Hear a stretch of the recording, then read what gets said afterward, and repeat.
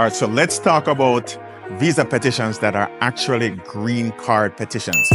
So you are the student that's on the OPT, or you're on an H-1B visa or on an H-2B visa, and you want to know which petition doesn't involve marriage, can I get a green card? So the EB2, which is the employment-based second category, this is a great employment type of visa. It requires you to have a job offer and a labor certification. So what does that mean? It means that whichever job that you are in, whichever network that you are in, you need to get an official job offer from that employer.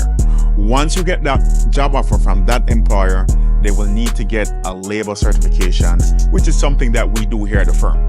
Once that labor certification is now approved with the Department of Labor, now that business is able to petition for you under the EB2 category, which is an actual green card. So that's one. The EB2 NIW, which it's an EB2, but now there's the NIW, which stands for National Interest Waiver. So this would be great if you are an H-1B person and you're looking to transition, if you are a PhD student, or even if you are an entrepreneur on a valid visa here and you're trying to seek another visa where the petition will lead to a green card. So the EB2 NIW, typically you want to have some type of niche. You want to be in the US for some type of endeavor which will have significant impact.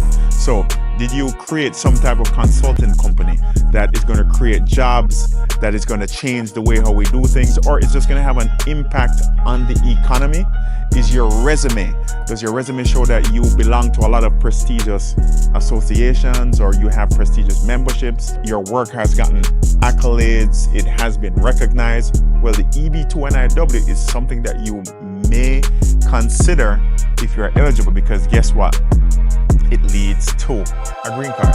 And one visa that people always overlook, it's the EB1 visa if you are a religious worker. So you could be here on an H-2B or an H-1B or even in your OPT, and you have a religious background or you have a religious affiliation.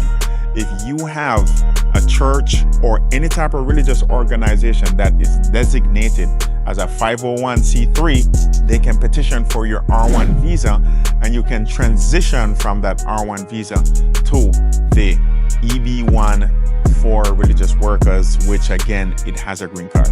So there are different ways in which you can transition to your green card from a valid visa in the United States.